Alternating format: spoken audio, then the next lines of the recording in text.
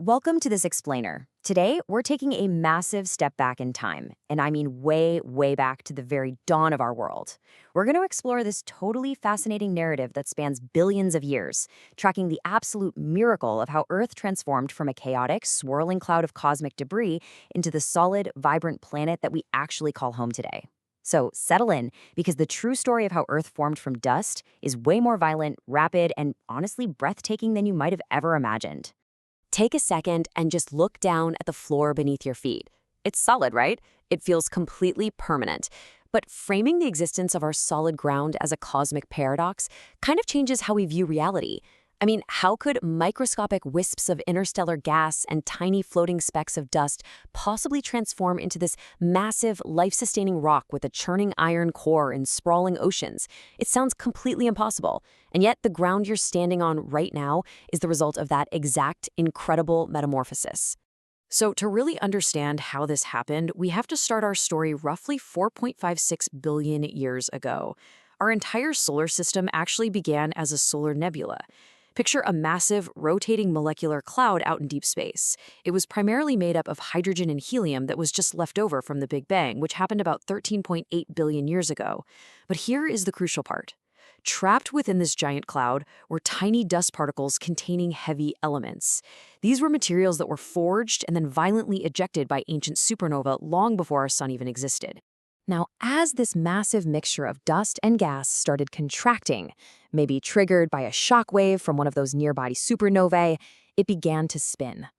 Thanks to gravity and inertia, the cloud flattened out into what we call a protoplanetary disk, right along its axis of rotation. So the material wasn't just floating aimlessly anymore, it was actually organizing itself in a very distinct top-to-bottom progression. Okay, let's break down the three simple steps that brought our planet into existence. Step 1, the dust sediments down to the midplane of the disk. Step 2 is where things get really interesting. These microscopic dust particles start sticking together when they collide, forming gravitationally bound blobs called planetesimals. It's actually a lot like the way dust bunnies clump together under your bed, but, on a cosmic scale, eventually forming rocks that are kilometers wide. And then we hit step 3, runaway accretion, where one large body just starts sweeping up everything in its path. And that brings us to the real engine driving this whole origin story, accretion. Because once those planetesimals reached a certain size, mutual gravity pretty much took the steering wheel. We are talking about billions of these rocky, icy bodies orbiting the young sun, constantly interacting with each other. The larger a planetesimal got, the stronger its gravitational pull became. That allowed it to capture even more material and grow even faster in this spectacular runaway snowball effect. Now, you might be picturing a gentle coming together of rocks. Absolutely not.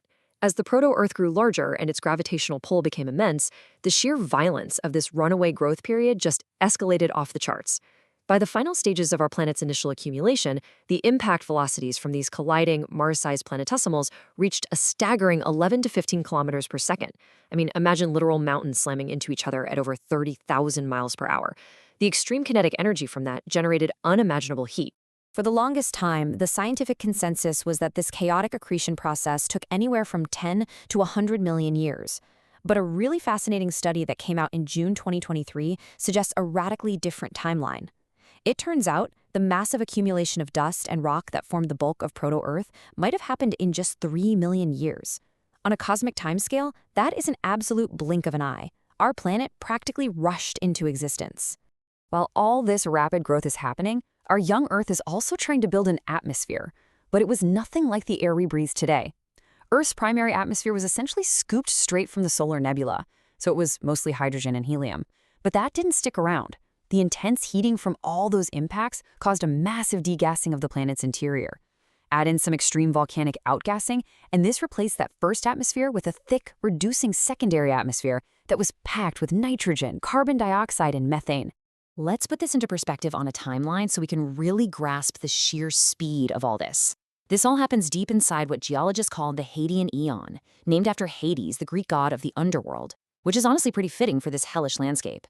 We start with the solar nebula around 4.56 billion years ago, we blaze through the rapid formation phase, and then, just 32 million years after the solar system formed, we reach a colossal, world-shattering event. Enter Theia.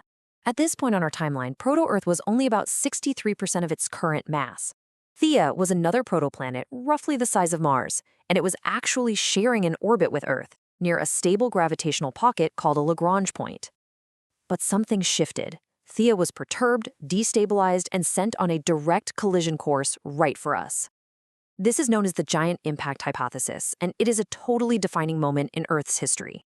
I mean, apocalyptic doesn't even begin to cover it. Theia plowed right into the young Earth, completely melting large portions of our planet's mantle and vaporizing immense amounts of solid rock. But this catastrophic collision didn't actually destroy Earth. Instead, it ejected a massive glowing ring of magma and rocky debris straight into orbit around us. And over a surprisingly short period, gravity did its thing once again, clumping this ring of debris together to form our moon. Meanwhile, back down on what was left of Earth's surface, things were incredibly hostile. Between the continuous, violent bombardment of leftover planetesimals, the unbelievable heat from the Theia impact, and the powerful blanketing effect of that thick secondary atmosphere trapping all the heat in, the surface of the entire planet literally melted. Earth was quite literally a glowing, sloshing global ocean of magma. But here's the crazy part. That global magma ocean wasn't just a random, chaotic mess. It actually acted like a giant planetary refinery. During this entirely molten phase, a process called chemical differentiation took place. Heavy, dense, metallic iron separated out from the molten rock and sank all the way down to the center of the planet, which formed Earth's iron core. At the same time, the lighter silicate materials floated upward, forming the protomantle. The very structure of the inner Earth as we know it today was forged right there in this global lava pod. Okay, so here is the million-dollar question. How on earth did this scorching, bone-dry rock ever get wet? This is actually one of the greatest scientific mysteries, and scientists generally debate three main theories. First up, we've got the late veneer hypothesis, which suggests that water and volatiles were delivered late in the game by a heavy bombardment of icy comets and meteorites from the outer solar system. Second, some recent studies suggest that the Mars-sized impactor Theia might have actually brought the water with it. And third, some fascinating exoplanet models suggest that molecular hydrogen in the early atmosphere interacted directly with the magma ocean to chemically synthesize copious amounts of water right here on Earth. Regardless of exactly how that water arrived, the end result is just beautiful. As the intense bombardment finally started to slow down near the end of the Hadean Eon, the planetary surface began to cool. The molten rocks solidified into a stable crust, and as the temperature dropped, the massive amounts of water vapor that were trapped in the atmosphere finally condensed. It began to rain, and it rained for perhaps millions of years, precipitating into a global superocean. Earth officially transformed from a hellish lava planet into a serene ocean planet, setting the perfect stage for the earliest known life forms to appear shortly after. When you really think about it, this 4.5 billion year history is just mind-blowing.